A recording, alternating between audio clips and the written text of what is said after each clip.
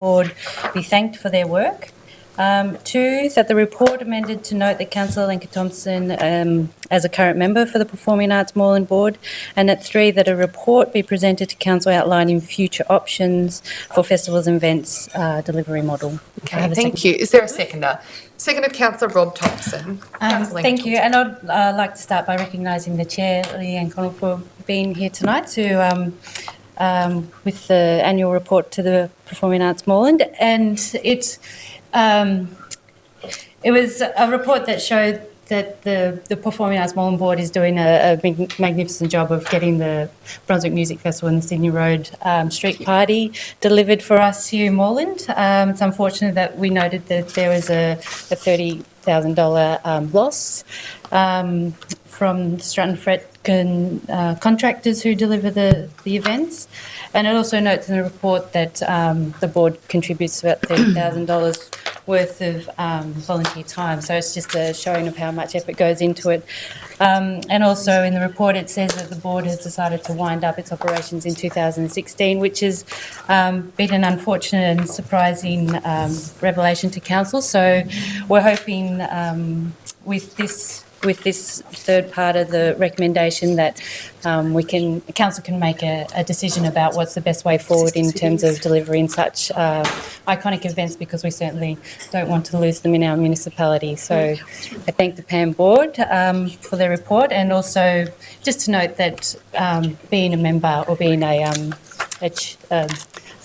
a member of the board, you know, I find it's the conflict of interest between being a councillor and being on the PAM board quite different. Like, as when you move into the board role, you are speaking on behalf of the Performing Arts Moreland, and you're doing everything in the best interest for that particular organisation. And here in Moreland, in the council chambers, you're doing what's best for council. So just identifying those differences, that it's important that we note that when we are councillors who have been nominated to be on a board, that we represent that specific organisation.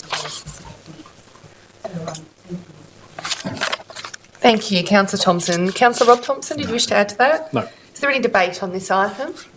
No? If not, I'll put it to the vote. All those in favour? All those opposed? Declare that carried. RCC 1915, Reconciliation Advisory Committee minutes. Somebody to move, please? Moved Councillor Ratnam. Sorry, second. Seconded Councillor Bolton. Is there any discussion? I'd like to speak briefly to this. There are quite a few sets of minutes that are presented tonight from the Reconciliation Advisory Committee. This is a committee that I'm the council representative on and chair. I'd just like to note the work of the committee. There's a dedicated and committed group of individuals representing agencies and representing themselves on the board, on the advisory committee, and do a phenomenal piece of work. It's one of the committees that I really, really enjoy participating in. And over the last 6 months, 8 months that these minutes cover, they've covered a broad range of work, from reconciliation action plans, reviewing them, to developing new ones for the upcoming year. The Anzac Centenary grants being a key contributor to the formation and the shape of the commemoration of World War I that we've invested significantly in this year, and more recently in working with the Ballot College Working Group, and we've welcomed a number of members of the BMC Working Group onto the Reconciliation Advisory Committee, which I think has been a really fruitful venture, and we look forward to working together as we progress our plans for the BMC site. Thank you, Councillor Ratnam. Is there any further discussion on this item? No, I'll put it to the vote. All those in favour? All those opposed? I declare that carried. RCC 2015 Moreland Housing Matters Advisory Committee. Somebody to move, please. Moved Councillor Lincoln Thompson. Somebody to second. Seconded Councillor Rob Thompson. Was there any discussion? No? I'll put it to the vote. All those in favour? All those opposed? I declare that carried.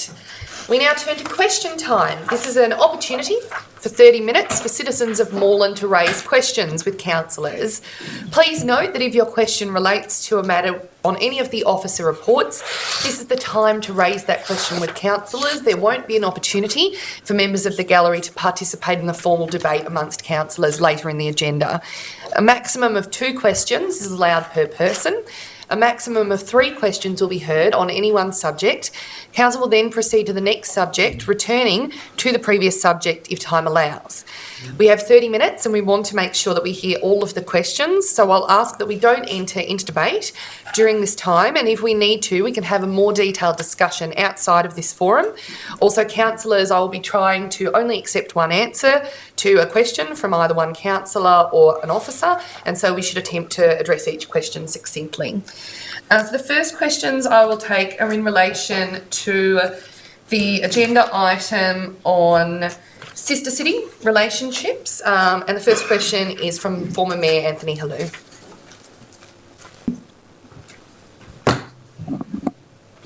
Good evening, Mayor, councillors, CEO and directors, and also the public in the gallery.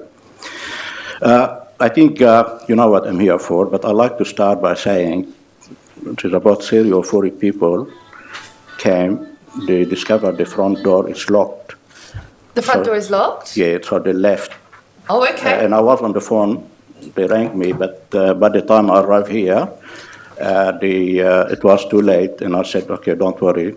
There'll be few people here, and there's about dozens of people who are from the business people and are actually president of association. Okay. I'm as told you know, that it has been since opened, but thank you for letting us know. You know, if you put a note that the entrance from the back, yes, you know, will be much better, and people will know the meeting is on.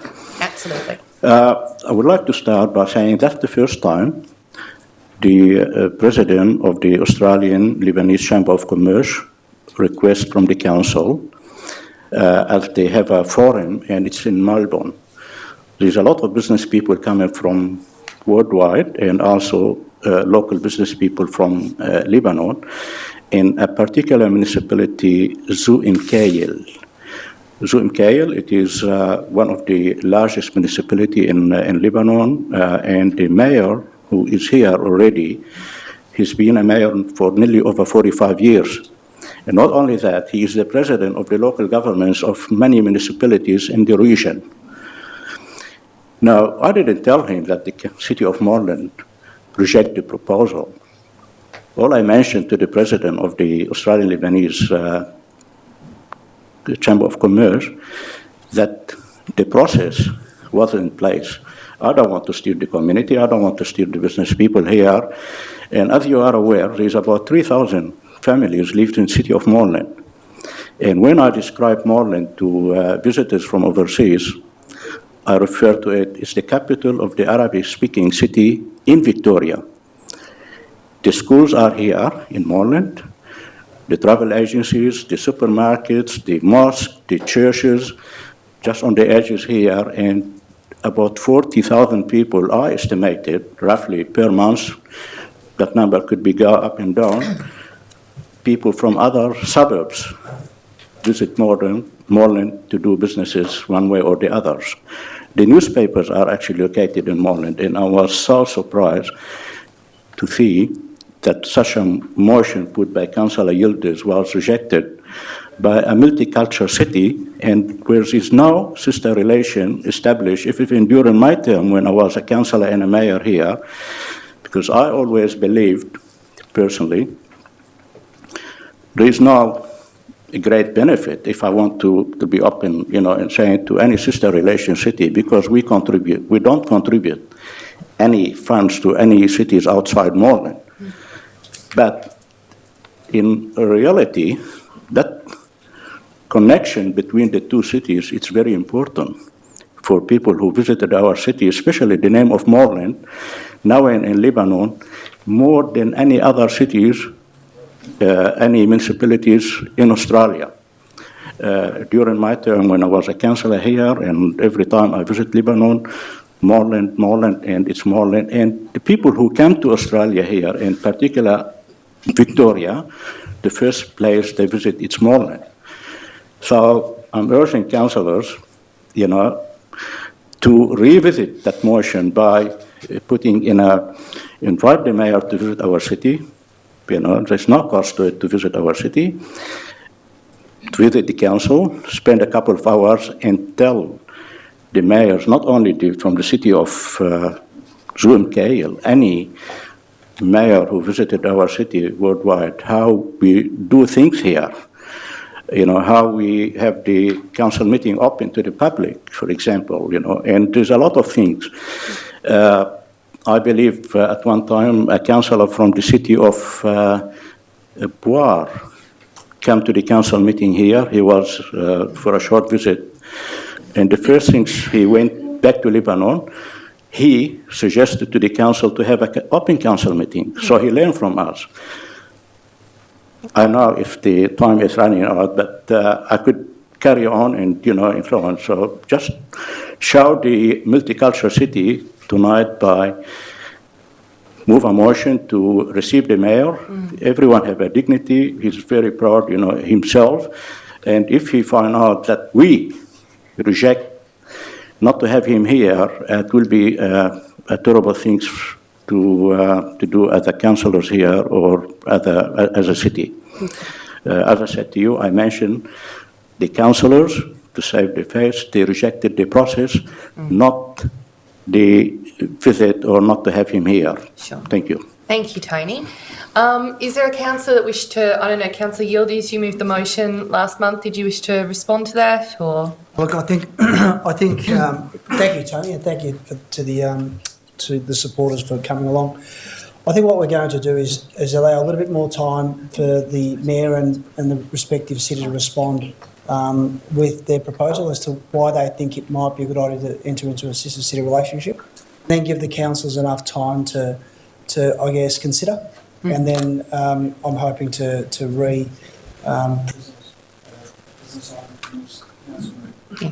thank you for coming along.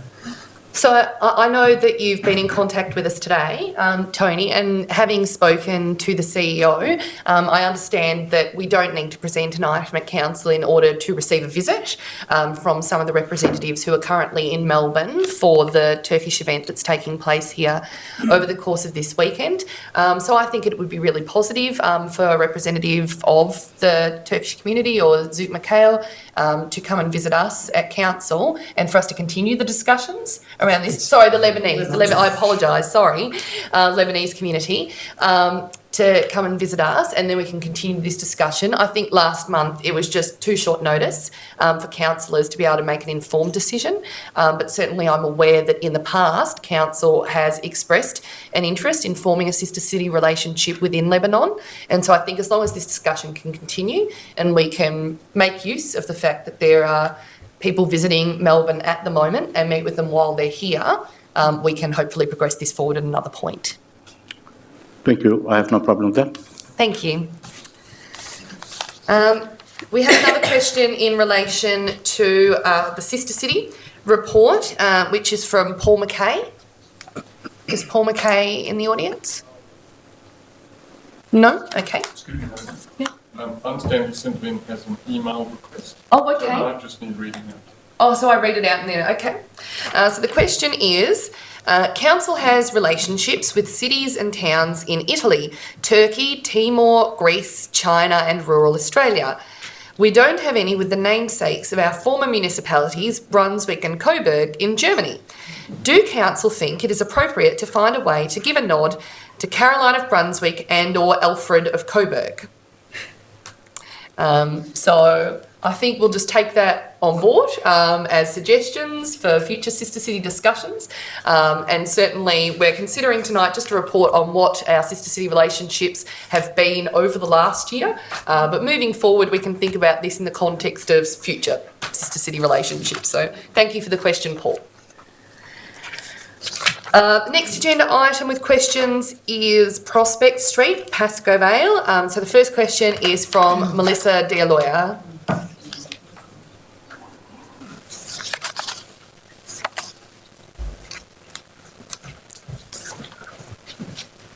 Good night.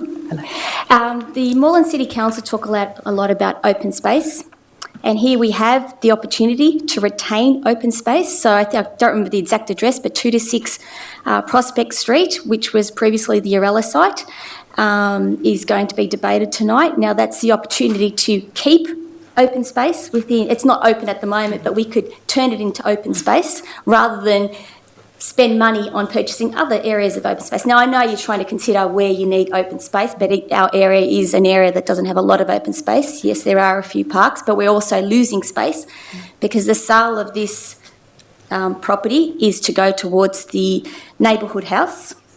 But instead of purchasing another property, that money could be spent towards the neighbourhood house. So I'm suggesting because we're losing land on that reserve, let's gain the land on Prospect Street. Okay. Can that be considered? All right. Thank you.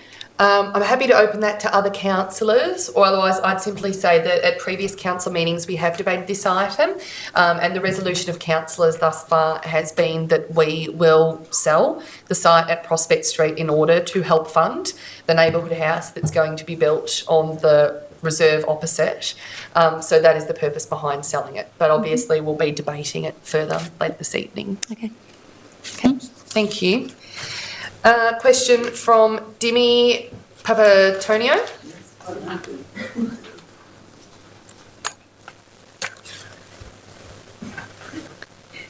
This also relates to the same property. I just wanted to know, has the council considered, because the dwelling has actually got asbestos in the roof and the walls, to actually clear the property so residents can be assured that whoever buys the property has actually cleaned the property properly?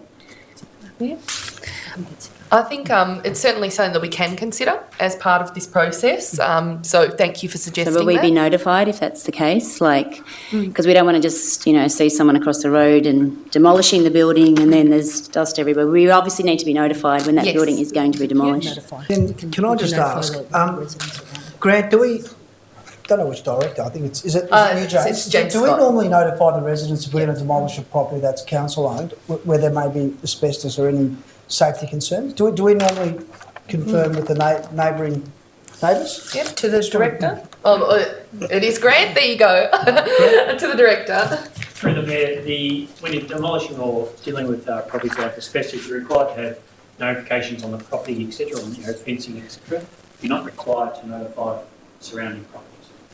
Okay. And if it's council doing it, I can guarantee there won't be any fibres flying around. Okay. So that's what we need to know, that council's actually clearing the property, not a builder. That's what I'm I can asking, pretty yeah. much on behalf of That's the question. the director confirm that So one. we need So- to know who is going to be clearing that property. Yeah. Letting the local residents know what the outcome is of that. All right. So the CEO's just said that she's happy to commit to letting the local residents know what the outcome is of that. So I guess we'll need to take on board the suggestion that we demolish the property rather than whomever purchases the property in future, assuming that they wish to demolish the property as part of their purchase. And from there, we would then undertake to communicate with residents if it were us demolishing the property. Okay, would that be something as a clause in the contract of sale, like that the property does have that? Yeah, so CEO? Just through the Mayor, you're asking us to consider doing the demolishing ourselves first. If we were to do that, there'd be no need of any other clause or any other control over that. If we weren't to do that for some reason, then we would have to think about how do we control that in the future besides the normal regulations that sit there. Okay. I think what we're taking on board is to consider what you're requesting and to let the neighbouring residents know whether that's actually what we'll do or not, so that gives you the chance to then come back and say something if you're concerned with the approach. Perfect. The only sort of sub-question is whether you live very far away or not from the property, because we would normally write to adjoining residents. I'm right across the road. Okay, good. So that should pick that up. Okay. Thank you. Can I just ask, there are residents today that called up saying that we're, in fact, already there. Have you seen anyone there today demolishing? I have seen quite a few builders on the property. But they're saying it's Moreland Council staff. That's why I called up this morning saying Because it's been Moreland residents Council are saying trucks. there's actually Moreland Council staff on the property starting to demolish the place. We're not. That's why I'll raise that, because that's what the neighbours There are have been saying. some bins out there and there have been Moreland Council trucks out there Yeah, That's right. All right. and emptying out the building out. I'll let the CEO answer, but I'm getting shaking heads from all of the directors. Yep. So there isn't demolition happening, but we own that property, and so if there's cleaning up or if there's maintenance or whatever, you might see a council truck out there. If there's waste being picked up, that's the type of thing that you might see. We're not currently demolishing. I think what we're hearing loud and clear tonight is that you'd like to be notified one way or the other that's right. about how we go ahead. So I think we're taking that on board. Thank you. Thank you. Next agenda item with questions is the Coburg Children's Centre, and the first question is from Sandy Bouch.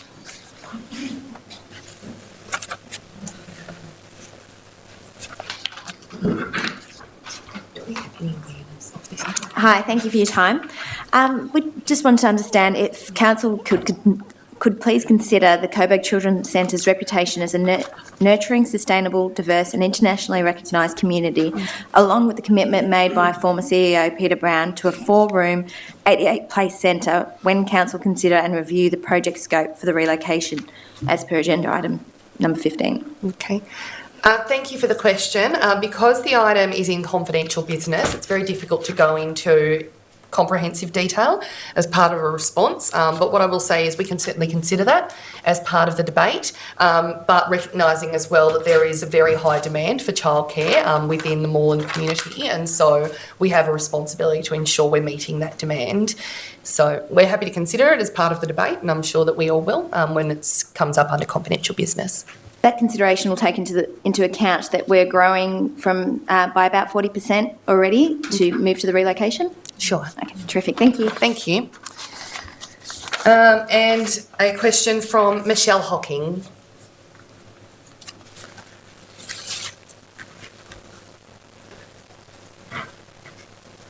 Hello, and thank you for the opportunity to speak.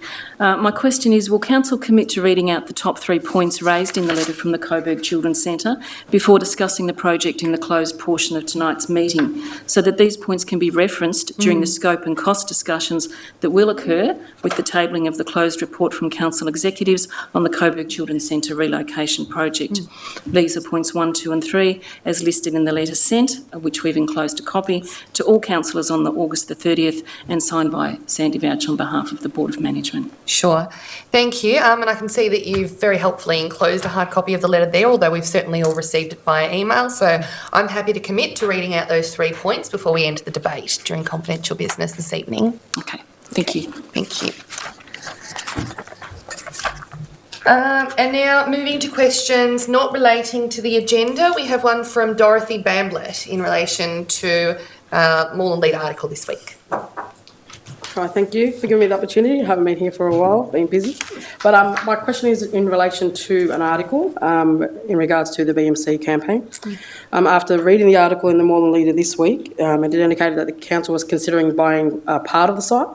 We would like to know if council was still confident or still confirming that the user are going to purchase or acquiring the whole site instead of part of the site. Sure.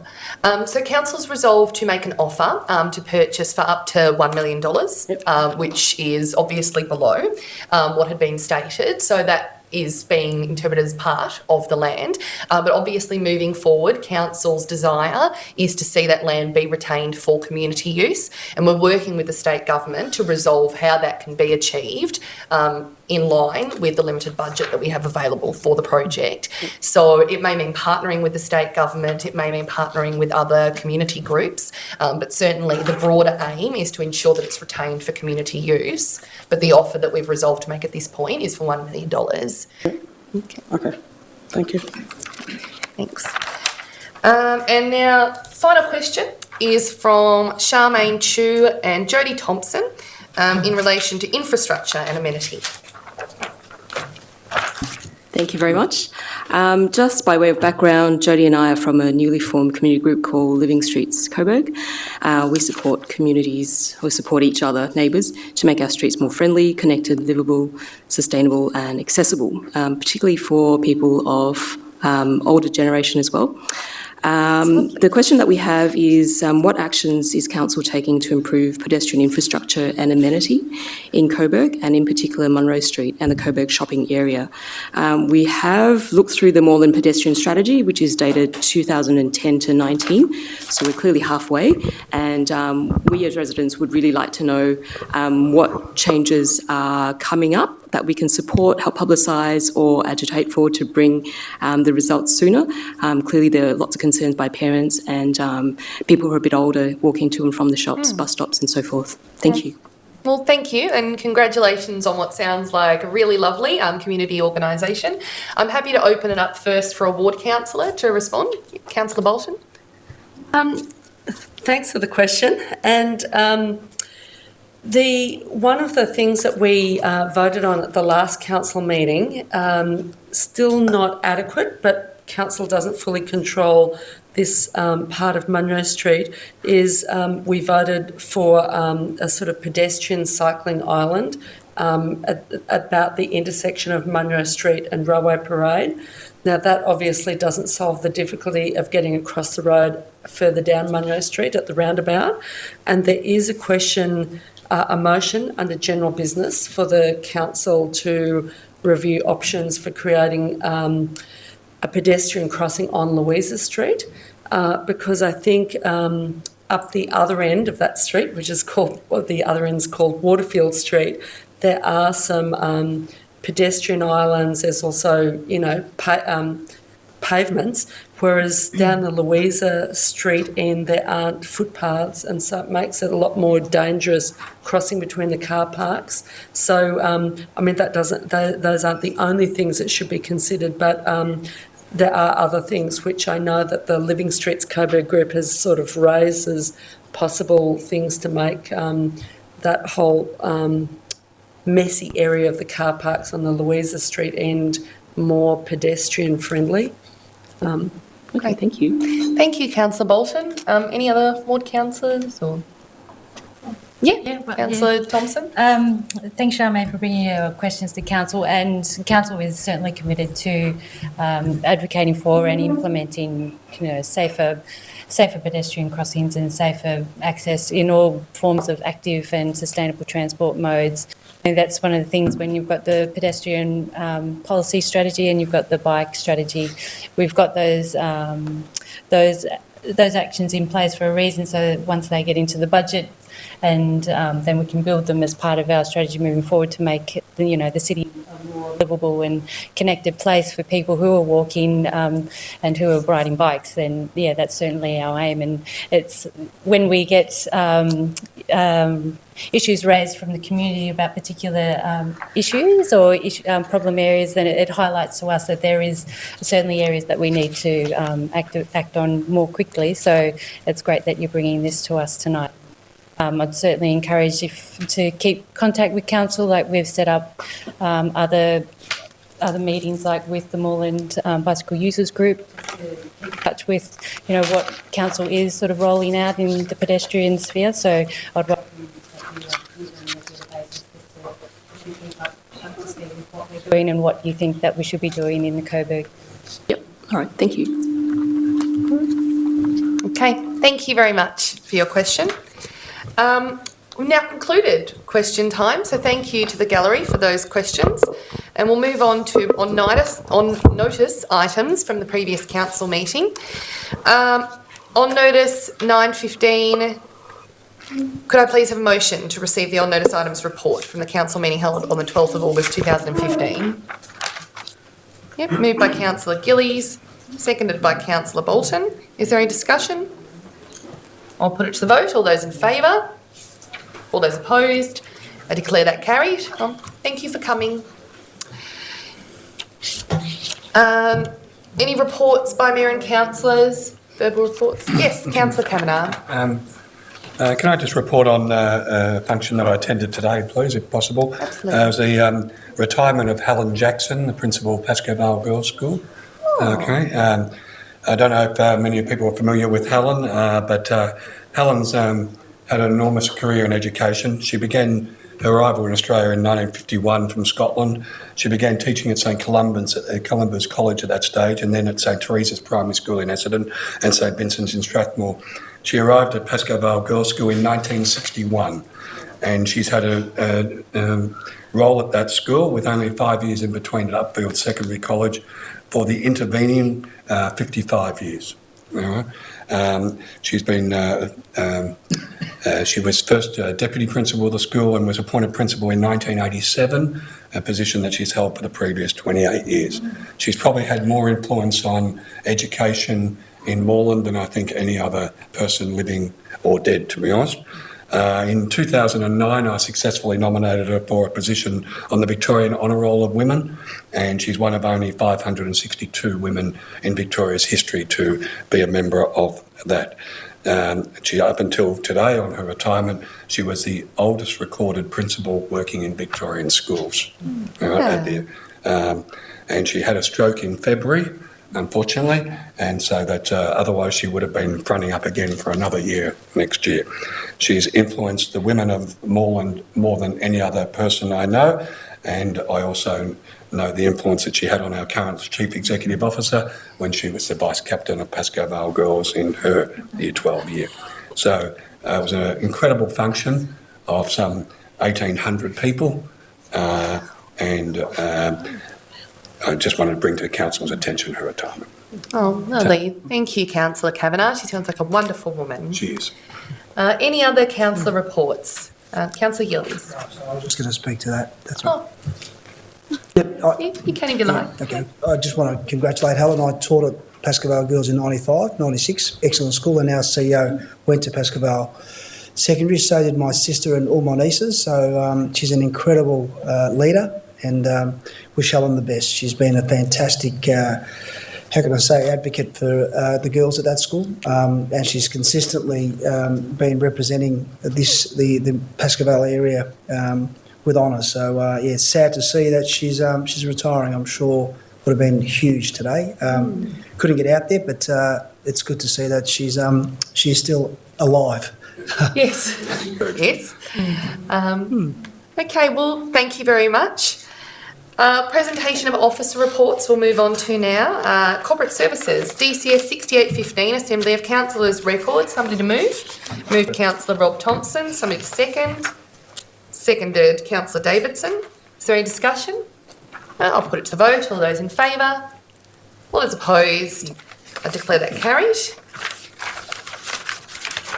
DCS 6915, the 2014-15 annual report on sister friendship cities. Yes, Could I Councillor move Ratnam. this report with a few additional resolutions, please? So move the recommendation contained in the report and add 2 additional resolutions. Point 2, that the cultural exchange policy be reviewed within 3 months to ensure that the future policy outlines clear criteria and expectations for the formation and maintenance of sister city relationships. And 3, note that the purchase of the Agnes Purgatorio artwork was funded from the Mayor and Councillor's budget, not the sister city's budget as stated in the report. Okay, thank you. Is there a seconder? Yes, seconded Councillor Lenka Thompson. Councillor Ratnam? Yes, so I'd just like to note the work that's been outlined in the Sister City report for the year. And the resolutions, the rationale for the resolutions is in the context of some of the questions that were asked tonight and some discussions we've had, particularly over the last couple of months at this council, about the nature of our sister city relationships and policy and program, and the need to review it. The previous cultural exchange policy within which sister cities sat in, I think expired at the end of 2014. So the policy in any case is it's in time for a review. And given the discussions we've had recently about how we should prioritise requests for sister city relationships, what that means, what kind of commitment, resources and exchange we can hope for, I think it's a good time for us to review that and really communicate clearly to the community what they can expect when we endorse a sister city relationship. That's a tongue twister. Thank you, Councillor Ratnam. Is there any further discussion on this item? I'll put it to the... Oh, yes, Councillor Gillies. Can I just ask a question? Because I don't oppose what you're saying there, Councillor Ratnam, because in fact I think that there should be a clear criteria. But if we're looking at outlining a clear criteria, shouldn't we be... Are we asking the officers to put something to us, or should we have some input in that so that we're all clear on what our expectations are? Because sister city relationships in Europe work very differently to how they work here, where there is they have working programs. Yeah. And at the end of those there has to be a goal that is achieved at the end of those programs. That's something that I think is really important to councils, and it is a good thing to do. But that won't necessarily come through that review. Yeah. Councillor Ratnam. So my expectation, like with other policies that we review and revise and update, is that generally the officers will work on looking at the previous policy, what elements contain, try and capture some of the discussions that have been happening at council. I'm very happy for that first draft to come to us. What generally happens, it comes to us generally in R&D for discussion, where we get a chance to have some input. Generally policies sometimes have a community consultation. We put a draft policy out there for community input as well before we endorse. So I think there's enough scope there in the normal procedure. Perfect, because we haven't always done that with every policy. Yeah, that's all. yeah. Yeah. Wonderful. Yes, to the CEO. Just through the Mayor, so to clarify, within that 3-month timeframe, we would be able to do the review of how it's going and to bring that back for discussion with council. A consultation period might be at the end of that 3 months to send it out. So I'm just sort of clarifying what would get completed within that 3 months. It's a goal. Wonderful. Thank you. Great. Is there any further discussion on this item? No. I'll put it to the vote. All those in favour? All those opposed? I declare that carried. Instruments of delegation, council to members of council staff, DCF 7015. Somebody to move, please. Moved Councillor Rob Thompson, seconded Councillor Yildiz. Is there any discussion? No, I'll put that to the vote. All those in favour? All those against? Declare that carried. DCF 7115, review of policy and procedures regarding the use of interpreters. Somebody to move, please. It's moved by Councillor Yildiz. I've got some amendments. Okay, it's now been moved and seconded. So it's been moved and seconded by Councillor Yildiz and Councillor Ratnam. Councillor Yildiz, do you wish to speak to that? Councillor Ratnam? I'll speak very briefly. Just to note that this report has come to us given there were some concerns raised over the last couple of months about the use of interpreters for council-related services and information. A report was called for, and this report outlines that we do have a policy in place that essentially entitles any member of the public to be able to access an interpreter and for information to be readily available in other languages. It does highlight, though, that there are some issues with the sort of practice of that procedure, and the report therefore makes a number of recommendations of how the practices and procedures will now be improved to meet the policy. So I feel like that's a really positive way forward and shows a commitment to improving that service. Great. Thank you, Councillor Ratnam. Councillor Bolton, you have some amendments. Okay, so the amendments are to point 2. So I'll read them out. A, improve officer awareness and access to the existing interpreter service, access to simple procedures, internal communications guidelines and advice on issues to consider for the interpreter services to work well. This will include routinely asking groups of objectors if they are residents who require access to an interview and routinely advertising access to interpreters when the council initiates public consultation processes. B, further external communication and awareness of the language link service for residents, including a prominent button on the top right-hand corner of the website for accessing an interpreter and reference to what residents need to do to access an interpreter on different parts of the council website, such as for the button for the, or such as when you click on Urban Planning Committee meeting and the next council meeting. C, development of procedures for organising interpreters at consultation and formal meetings such as Urban Planning Committee meetings, including allowing 45 minutes for briefing interpreters before such meetings such as Urban Planning Committee meetings, and providing interpreters with reports they may be expected to be translating in advance of such meetings. D, improved discussion. D is unamended. E, actually, I might withdraw E because include as Auslan among the list of languages that interpreters can be drawn from, because there are other places on the website where it notes the access to Auslan interpreters. F, make the language link more prominent on letters and investigate whether language link is the most communicative title for inferring access to interpreters. Okay, is there a seconder for those amendments? Seconded Councillor Kavanagh. Councillor Bolton. My reason for moving these amendments, and I understand this is, even though the motion doesn't refer to there being a review of the policies, I understand from talking to council officers prior to this meeting that it is a sort of review process, and certainly the officers have made some recommendations. My reason for moving these amendments and for staff to sort of consider how best the spirit of these amendments might apply on the website is that I constantly get people who say, oh, well, council doesn't provide interpreters. It's not possible to communicate with council on a whole range of issues, planning, particularly planning issues, if you're elderly and don't speak very good English. And also, some residents have sort of don't seem to be switched on to that little language link that's at the bottom of letters. A lot of people, including residents who are translating for other residents who feel that they don't understand what's being said to them in letters, etc.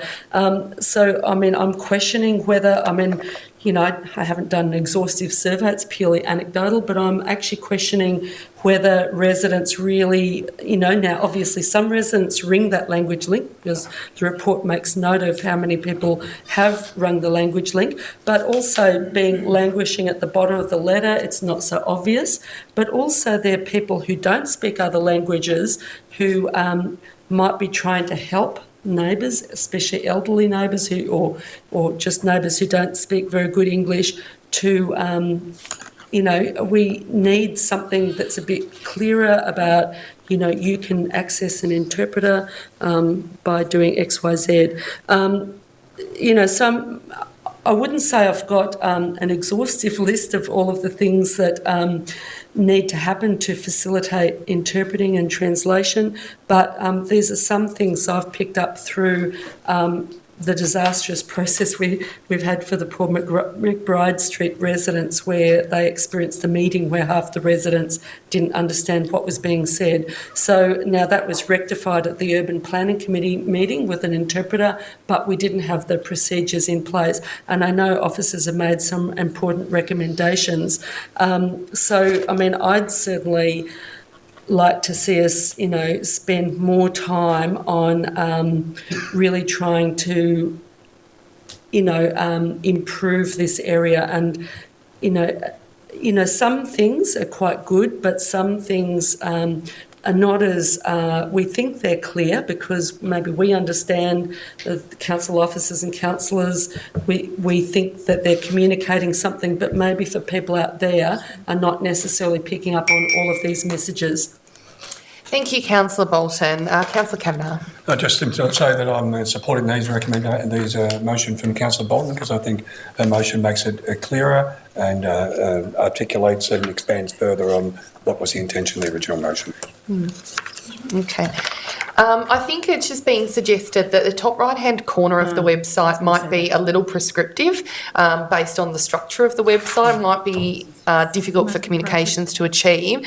Can we just suggest a prominent point at the... I'm happy to accept that. At or near the top of the website. Thank you, Councillor Bolton. Just ask for it to be scrolled. I can't see the rest of the motion. Yes, certainly. So scroll down. Okay. While Councillor Ratnam's reading through, is there any other debate on this item? Question, yes. Just in terms of the 45-minute specification, I'm just wondering how prescriptive we need to be with that. I acknowledge that it might be generally takes 45 minutes, but I'm just wondering whether we need to put a reasonable amount of time rather than exactly the number of minutes, because we might have really experienced interpreters who know planning policy really well and only need 15 minutes. I just think that it's very dangerous to go into very prescriptive time amounts, so I'd rather a reasonable... Perhaps we could say allowing up to 45 minutes or... Okay. Can I make a reason? Yeah, Councillor Bolton. I've put that in because ordinarily I'd understand your concern. The Urban Planning Committee meeting we had where we'd had an interpreter and the council officer, engaged with the interpreting service via VITS. Now, what I understand from talking to the interpreter after the meeting is that because they're a whole lot of little cutthroat companies that provide the interpreting service for VITS, when the council officer explained the sort of meeting and asked how much time was needed to brief the interpreter, the company said, only 15 minutes is fine. And I understand what they're trying to do is it's cutthroat. If the job doesn't go to them, it might go to someone else. And so they're trying to bid low and pay their workers low. So that was the reason why I put that in, because, certainly this company didn't allow sufficient time for the interpreter. That's really only for complicated meetings. There might be other meetings of a more, maybe it could say up to. But there might be other meetings where you don't require such a long period. But, yeah. Okay, yes, the CEO. Excuse me, just through the Mayor. I actually think, it could well need more than 45 minutes because most of the time these are very complicated things. I think the suggestion around the suggestion around not prescribing a certain number of minutes, I think, is important because we have a set of procedures that we're developing to guide officers on that. And I think putting that in the resolution is quite prescriptive, but making sure we're clear that there is sufficient time to make sure that this is a good quality interaction. That's really, useful to specify that because then it allows officers to work out the best amount of time to give it. Truthfully, up to 45, it's probably not going to be up to 45, it'll be more than 45 because these often are very complex matters, and so we want to be able to give the officers the capacity to develop that judgment as long as the quality of the interaction is good. I think that's what you're getting at. I'm just concerned about it being prescriptive. Time for a good quality briefing. Yeah. That's right. Yeah, that's what you're after. Yeah, perfect. Yeah. Great. Thank you, Councillor Bolton. Is there any further debate on the amendments? No. If not, I'll put the amendments proposed by Councillor Bolton to the vote. All those in favour? All those opposed? Declare that carried, and they now form part of the substantive motion. Is there any further debate on the substantive motion? No. I'll put that to the vote. All those in favour? All those opposed? I declare that carried. Next item is DCS 7215 Open Space Reserve Expenditure. Somebody to move, please. Moved by Councillor Rob Thompson. Somebody to second? Seconded Councillor Kavanagh. Councillor Thompson? No? Councillor Kavanagh? No, thanks. Okay. Is there any debate on this item? No. I'll put it to the vote. All those in favour? All those opposed? Declare that carried. DCS 7315 Draft Financial and Performance Statements 2014 to 15. Somebody to move? I'm happy to move. Moved Councillor Rob Thompson, seconded Councillor Yildiz. Is there any debate? No. Put that to the vote. Comprehensive. Okay. I'll put it to the vote. All those in favour? All those opposed? Declare that carried. DCS 7415 Council Action Plan and Advocacy Program.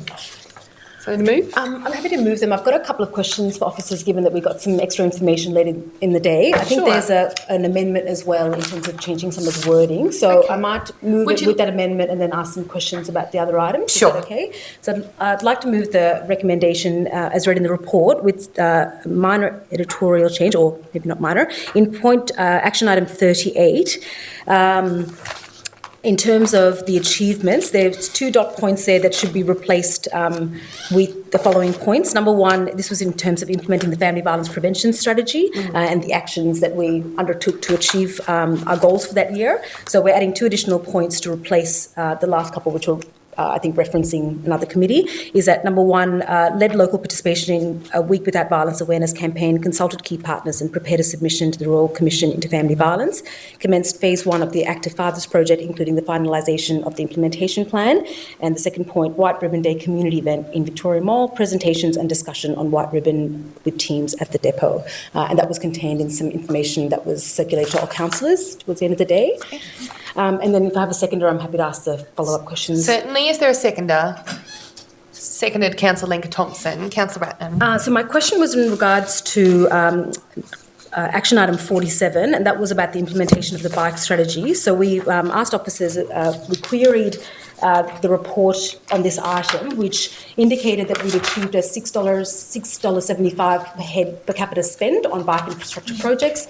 As many of you would be aware, that has been one measure of the level of our investment in bike infrastructure to improve cycling and improve cyclist safety in the municipality. We aim for at least a $5 a head spend. I know that review, that assessment or that criteria is under review as well. However, in the 2014-15 budget, we actually said in our papers, as the advice from the officers this evening states, we actually stated that we would spend $9.38 per head, but the report says we only spent $6.75 per head. So I'm just wondering, why did we underspend the proposed budget, and what remedial action are we going to take to ensure that spend that we promised the community is actually going to be realised? Okay. So I'll put that to the Director for City Infrastructure. Through the Mayor, the list of projects that are in the 14-15 budget included some changes, as you're aware, the Desheen Bridge, and then there was a swap of projects in December, I think it was, which resulted in the list that was then completed, and there were a couple of projects that carried forward. So in all those changes with the projects that carried forward as well, that's the $6 figure is where it ended up at the end of the year. Okay. Just to clarify then, that resolves the underspend, so why there was an underspend, but we're saying that all that proposed expenditure is now being done in the 15-16 year, on top of the proposed spend for the 15-16 year. Through the Mayor, in part, the development of the Capital Works program lists the projects. So if the project is, for example, listed as 100,000, but it's completed for 90, there's a $10,000 saving. So the project is still completed, and that would affect the dollar per head. So there's some of those things that go on as well. Yeah. Only those projects that carried forward will be completed in the 15-16 year. Okay. So I just want to, some of my concerns, I understand what happened. Obviously, we've been part of that decision making around some of the projects that couldn't be completed. Desheen Bridge, we know that there were some changes to that. My concern around this is that we often get we get community feedback. This is a hot button item in every budget, but there has been feedback to us from the community over the last couple of years about the clarity of how we express our expenditure, because there is lots of community interest in how much we're spending to ensure that, given our municipality and just how popular cycling is and the transformation that we want to see to these sort of modes of transport. And I'm just concerned that, when we state or propose that we're going to hit a certain mark, we don't, how we communicate that back to the public, how do we maintain that transparency and consistency of communication, because I think that sort of undermines the confidence of the community in how we report things, because we can say we're going to spend $10 a head, we only spend $5, we carry forward some projects, then it gets incorporated into the spend next year, which is $7, but $3 of those dollars are from the previous year, and that could just happen year after year. I'm just really concerned that we maintain the integrity of committing to the investments that we actually say every year that we're going to. So my question is around how do we ensure that this is reported to the community?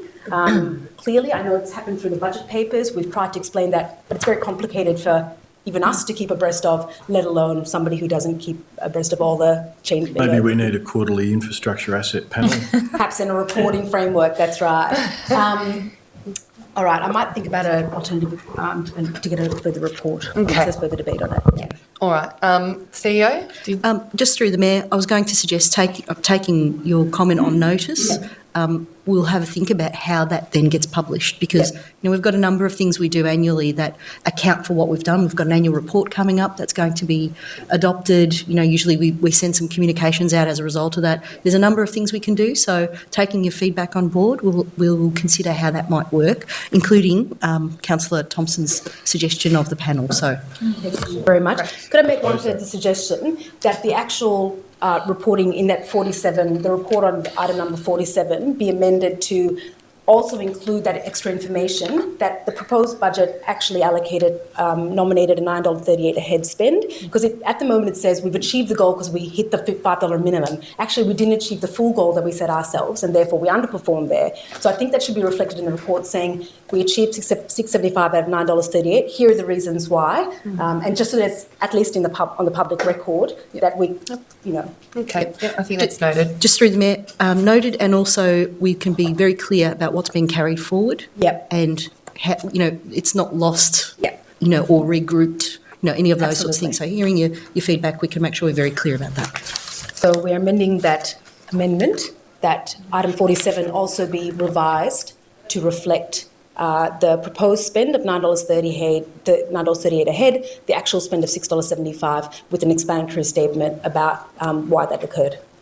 Okay, thanks. Thank you. It's already been seconded. Thanks, Councillor Bolton. Is there any further debate on this item? No? Just close, actually. Councillor Ratnam. apart from those amendments, thank you for the officers that prepared this report. I think this is a really useful document for us as councillors and for the public in terms of assessing the work that council does on an annual basis. We often get questions about what council does and where do your rates go and what we're investing in, and we have proposed budgets and action plans which outline what we want to do. These sort of reports actually tell you what we have done, and that's why we've asked these questions, to ensure that we're reconciling what we've actually done with what we propose to do. So I think I hope we continue with this sort of reporting and continue to improve it, because I think it's a really important transparency measure and communication measure with the community about our achievements. Great. Thank you. I'll now put it to the vote. All those in favour? All those opposed? I declare that carried. DCS 7515, proposed creation of easement part of Shields Reserve. Somebody to move, please. Move Councillor Rob Thompson. Somebody to second. Seconded Councillor Yildiz. Is there any discussion? I just note that there were some concerns about trees and it didn't have any effect on the trees or the... No trees affected. Thank you, Councillor Rob Thompson. Any further debate on this item? Put it to the vote. All those in favour? All those opposed? I declare that carried. DCS 7615, proposed lease renewal, the Pascovale Italian Community Bocce Club. Moved by Councillor Yildiz. Somebody to second, please. Seconded Councillor Gillies. Councillor Yildiz, did you wish to speak to the item? No. No? Okay. Councillor They'll be Gillies? very happy, I'm sure. Everyone's thrilled. Councillor Gillies? No, that's fine. Is there any discussion? Yes, Councillor Kavanagh. I just want to say I'm pleased that there's a series of key performance indicators and that they'll be reported to council on an annual basis. That's right. Yes. Any further discussion? No? I'm sad that representatives of the Bocce Club aren't here with us this evening to see us voting on this matter, but I'll put it to the vote. All those in favour? All those opposed? I declare that carried, and we'll make sure that that's passed on to them. They might be watching. They might be watching at home. I hope they're watching at home. Wonderful. They might be playing bocce right now. DCS 7715, proposed right-of-way discontinuance adjoining 91 South Street, Hadfield. So to move, please. Move. Councillor Yildiz, you look like you want to move, but also like you're troubled. Yeah, I'm just a bit confused about this one. Oh, well, maybe I won't let you move it then, so you can ask questions. So move Councillor Rob Thompson. Somebody to second. Seconded Councillor Leka Thompson. Councillor Rob Thompson, did you wish to speak? No, happy to present the report as Written? Councillor Leka Thompson? No? Councillor Yildiz, did you have some questions? You're okay. All good. Councillor Bolton. I'm not comfortable supporting this. I mean, I'm generally not that comfortable with the number of rights of way that council sells off, and certainly in one case, it's proven to be not very beneficial for council. The roadway between the Saxon Street site and the church, that's which now the council would like to get back. So I actually think we should not just have a routinist kind of approach to just willy-nilly selling things off. And the fact that one of the properties nearby, the residential aged care facility, indicates that it's opposed to the sale, and on the grounds that it may, there may be a need for access to the land, makes me question the proposal in this report to sell it off. And, you know, while, yes, there's some arguments as to why that might not happen, I'm not comfortable giving my support to this, and I think we should be have a reluctance about selling off rights of way rather than just jump into it and sell them all and then, you know, because it is, you know, it is public land. Sometimes it is used for access that we're not so aware of. So, yes, I'm against this proposal. Thank you, Councillor Bolton. Councillor Yildiz. I actually know this this property, and there's a lot of that laneway is often used as a dumping ground, and for $20,000, I think I wasn't sure about the exact location, but now I actually know exactly where it is. It's across the road from the depot, isn't it? Is that right? Yeah. Yes. That's been derelict for quite a while, and there's rubbish there, but that is being used quite regularly because you can actually move that fence. That fence is movable. People go in there and dump lounge suites and everything. So if we can actually get rid of that eyesore there, can I just ask, is there any, in terms of the plans that they're thinking of developing on that, it just says they're going to develop it into what though? Do we have any preliminary plans or anything? Nothing. Yes, Director? No, we don't. At this stage, we understand that the person's looking to develop, but we don't have any. Okay. Any further debate on this item? Yes, Councillor Kavanagh. Just one thing with the aged care facility. When they were building that facility, I was on the UPC at the time, and we tried to encourage them to purchase that land at that point so that there'd be the exit from the aged care facility out onto South Street rather than back into Virginia Street, forward and back, which would have been a better outcome. So I'm actually going to vote against it like Councillor Bolton, actually, because I feel a little bit the same way, but I'm actually not taking any notice of the aged care facilities complaints, to be honest, because there would have been a much better outcome if they had bought it at the time. Okay. Thank you, Councillor Kavanagh. Any further debate? No, I'll put it to the vote. All those in favour? Get rid of it. All those against? I declare that carried. DCS 7815, preferred development outcomes for 4 to 10 Prospect Street, Pascoe Vale. I'd like to move a procedural motion that we defer this item. Okay. If I have leave of council, I'm happy to speak to that after we vote on it. Sure. So I'll put the procedural motion that we defer this item. All those in favour? All those opposed?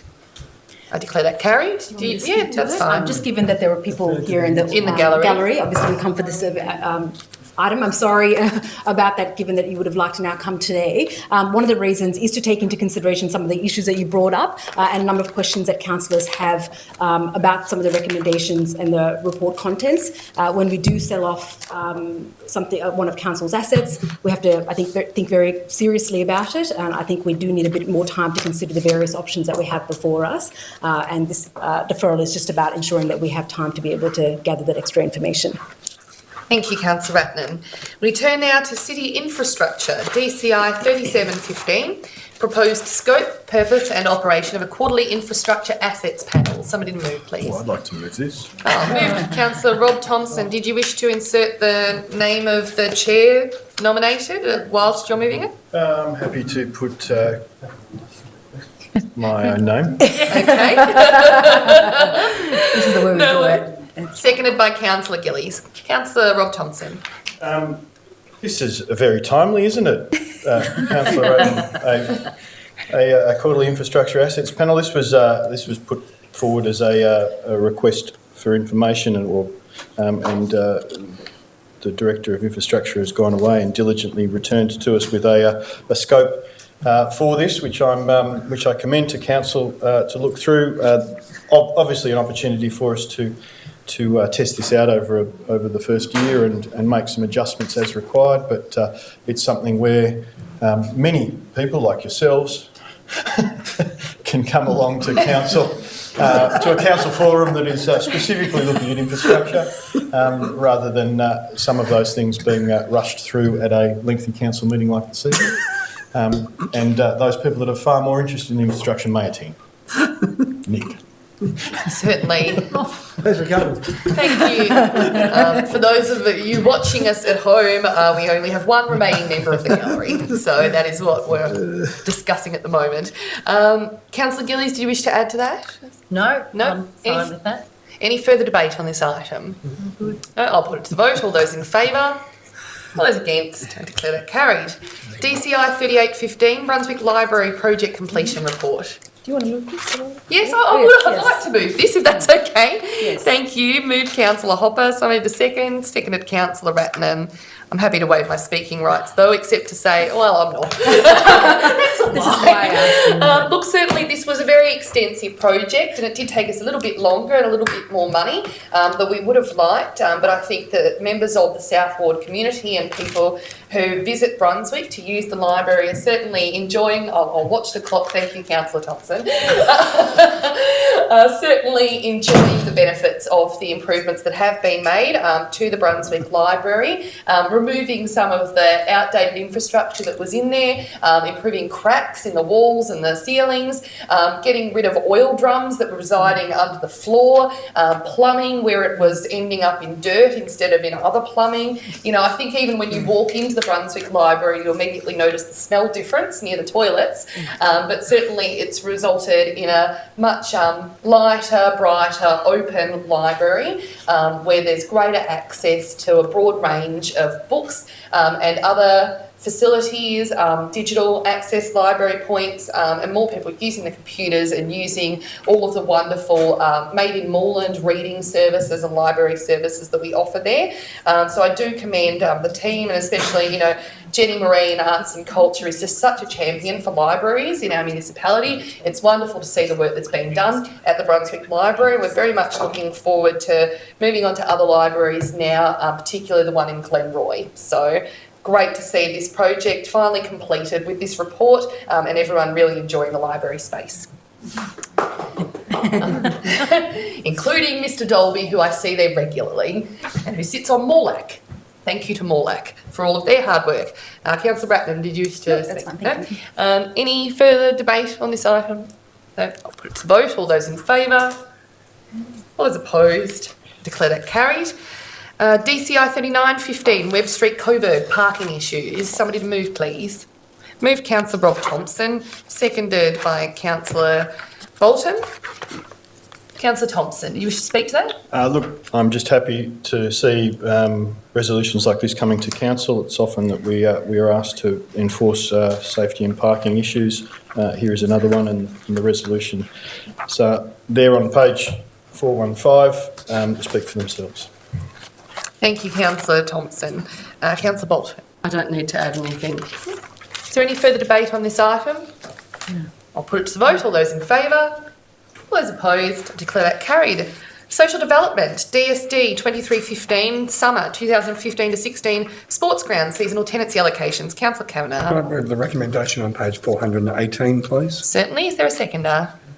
Seconded Councillor Rob Thompson. Councillor Kavanagh. Well, can I congratulate the officers, because I think this is the first time we've ever had either a summer or winter allocation that I haven't been contacted by clubs. Yes. Disappointed. So, congratulations. Obviously, everyone's happy. So, well done. Thank you, Councillor Kavanagh. Councillor Rob Thompson. No, maybe it was former Director Councillor Andrew Day that was making more of the issues. Councillor Andrew Day. Director Andrew Day. Shrug it off the record. The mover doesn't endorse that. No, not at all. Is there any further debate on this item? I'll put it to the vote. All those in favour? All those opposed? I declare that carried. DSD 2415, East Timor Partnership Project, report on a visit to Timor-Leste. I'm happy to move this report. Move Councillor Ratnam. Somebody to second.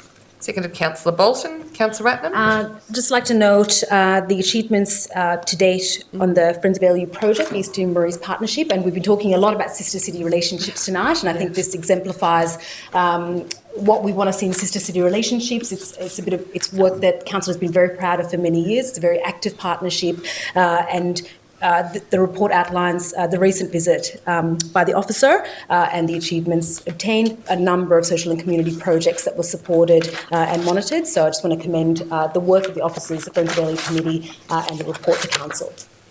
Okay. Councillor Bolton, did you wish to add to that? No, I won't add. No.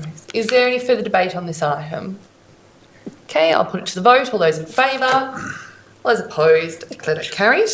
DD 7815, Electric Vehicle Program Recharging Network. Yes, move Councillor Lenka Thompson. Somebody to second. Yeah, second Councillor Thompson. Councillor Rob Thompson.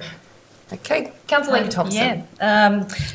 Thank you to the officers who have put this report together, and particular thanks to the ESD team and the champion behind most of it, Stuart Nesbitt. So this is a great report to be receiving at council, where it's sort of allocating another free use of electric vehicle charging for our municipality for the next 3 years. So all those people who are from Moreland and passing through Moreland that use our recharge stations will be happy to receive this. And I just wanted to note that for these particular stations, council spent a total of $2,100 on their electricity bills or green power, and also that it saved like over 10,000 litres of petrol and 7 tonnes of greenhouse gas emissions.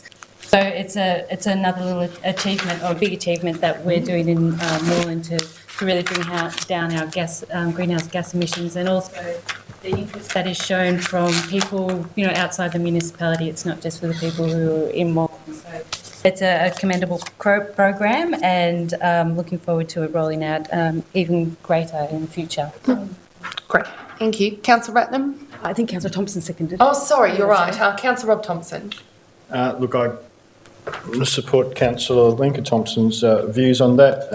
Interesting to note that just recently I signed off at my other work some new green initiatives with hybrid vehicles and solar-powered systems on the roofs to run their LED lighting. So initiatives that we're using here in Moreland, and organisations that are touched by council are having a great effect on me personally and outside of council as well. Wonderful. Good to hear. Yes, Councillor Getting a lot of attention. I do just want to commend the work of officers particularly, and Stuart for all his work in making initiatives like this happen. It can't happen without the drive and enthusiasm of really committed individuals, and the whole team that's behind this. And Stuart has to be applauded. I often see him out there in the charge stations, making sure everything's okay, and he's across all the detail. This is such a leading initiative, and we're known, I think, around the country and now around the world for initiatives like this. Recently, we had the Alternative Technologies Association of Australia have their annual conference in Moreland because of this work. So it's bringing lots and lots of attention. Electric cars, as far as the eye could see, outside council building, and all the enthusiasts here to talk about the future of this alternative technology. And until Vic Roads hopefully paints roads like in Europe that will charge cars as you drive, these types of technologies are the things that really incentivise a transformation to newer forms and using renewable energy. So I just want to commend all the work, particularly Stuart. Thank you, Councillor Ratnam. Councillor Bolton. I'd like to speak in favour of this proposal for all the same sorts of reasons that have been said by people before me.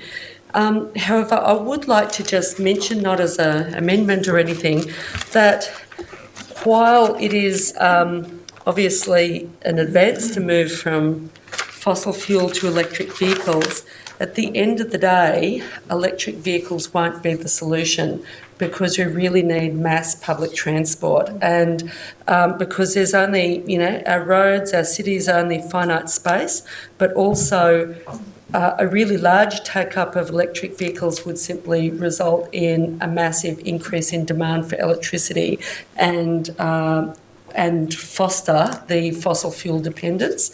So I think, while I certainly support this proposal, I think we've got to keep in our mind that we actually really need to ratchet up the pressure on the state government for a massive expansion of mass public transport, because that's really the thing that would, so we can actually make leaving a car behind a realistic choice for people, because it's not a realistic choice at the moment for the mass of the population in Melbourne.